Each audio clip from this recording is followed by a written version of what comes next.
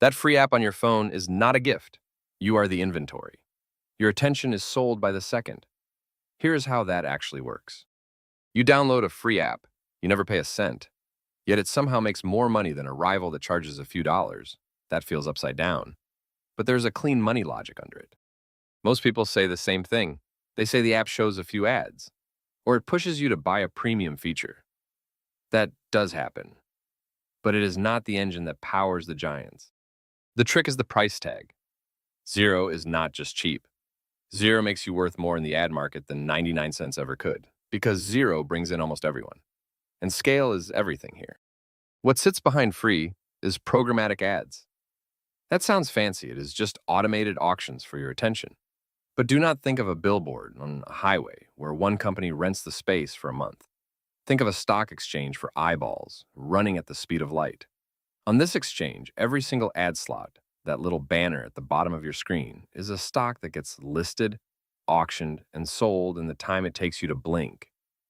And just like on Wall Street, some stocks, some moments of your attention, are worth a lot more than others. The system most apps use has a name. It is called real-time bidding. One common rule set is OpenRTB. When you open an app, an exchange starts a race. It is over before you even scroll. Here's the play-by-play. You tap a free news app. In roughly 1/10 of a second, the exchange asks dozens of buyers if they want this single chance to show you an ad. That tiny chance is called an impression. Bids fire back. The highest wins. The ad shows up, all inside about 100 to 200 milliseconds. What do these buyers see to decide a price? They do not get your name or your email, but they get a surprisingly detailed snapshot. A bid request is like a one-page dossier. It usually includes the app you are using, your device type, a rough location from your IP address, the time of day, and even things like your phone's battery level or if you are on Wi-Fi. Why does battery level matter? A user with low battery might be less likely to download a big new game. A user on Wi-Fi is probably stationary, maybe at home, and more receptive to a video ad. With tracking on, the dossier gets richer, including past behavior across apps. This lets buyers control how often you see the same ad, and more importantly, it lets them find lookalikes, other people who behave just like their best customers. Most bids are set in CPM. That means cost per thousand views, so a buyer might value this slot at a few dollars per thousand. The exchange picks a winner.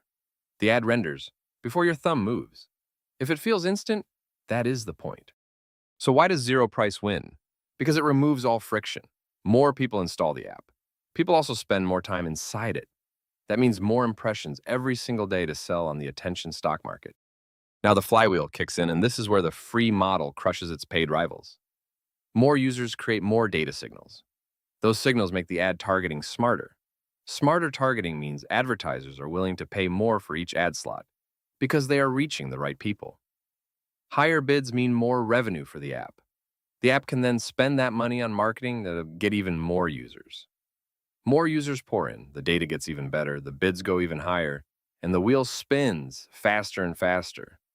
It is a self-reinforcing loop that a 99-cent price tag would have stopped before it ever started.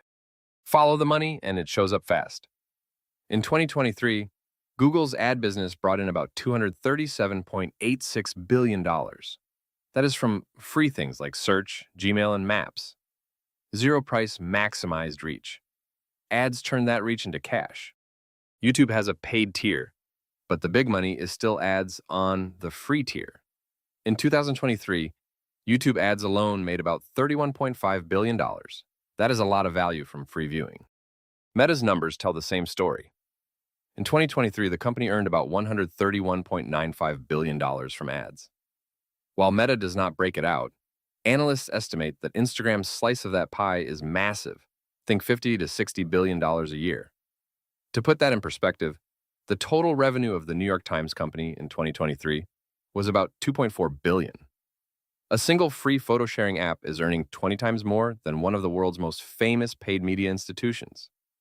That is the power of free at scale. Look at WhatsApp. In 2014, Facebook bought it for about $19 billion. It did not have real subscriptions then. It had around 450 million users. The price was for the attention network. and for how it could plug into a larger ad and business messaging machine. The pattern also shows up on Twitter, now called X. In 2021, the company made about $5.08 billion. Most of that was ads. Many third-party Twitter apps charged a few dollars a month. They looked great, but they earned tiny sums next to the free, ad-funded main app. Let's put ourselves in the moment. You are waiting for your coffee. The barista is calling out a name. You pull out your phone and open a free news app to kill a minute. In the human world, time is moving slowly, but inside your phone, it is chaos. The exchange pings dozens of potential buyers. It says we have a mid-range phone in this app in this city at this time of day. Within about 150 milliseconds, less time than it takes for the smell of coffee to hit you, a sportswear brand's algorithm has seen the signal, calculated your potential value, and bid just enough to win. A sneaker ad fills the slot. You have not even started scrolling. The auction is over before you knew it began.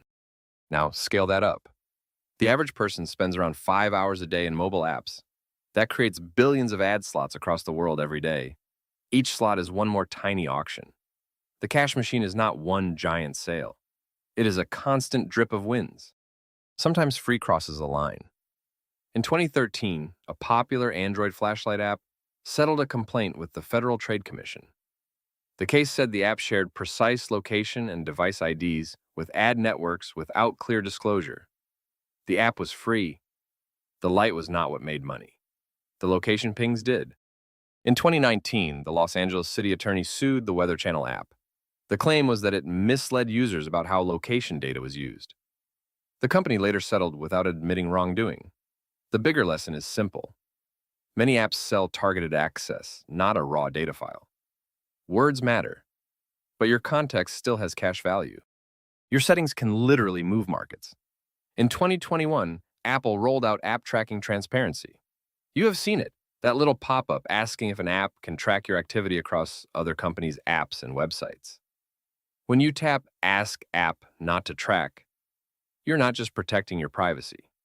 You're cutting a data wire. Why does this matter so much? Because it breaks the chain of attribution. An advertiser can no longer easily tell if the ad you saw on Instagram is the reason you bought their product an hour later. Without that proof, they are not willing to bid as much for the ad slot. It is the difference between guessing and knowing. And that difference was so profound that in early 2022, Meta announced it expected Apple's change to reduce its revenue that year by about $10 billion. One privacy toggle, billions of dollars gone. Expect more shifts. Privacy laws in Europe keep tightening. Android's privacy. Sandbox is changing how mobile ads work. These moves change how much your attention sells for. The machine keeps adapting.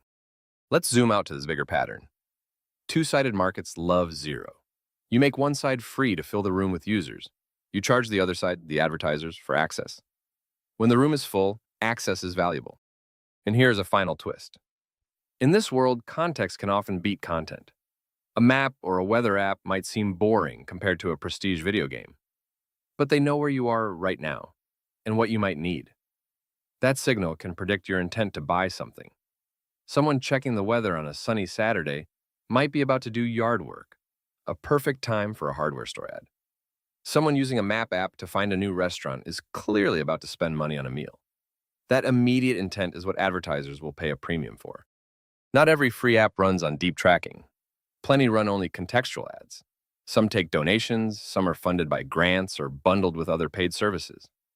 Free-to-play games often lean more on in-app purchases than ads. Our focus here is the ad-funded free model. So here's the takeaway.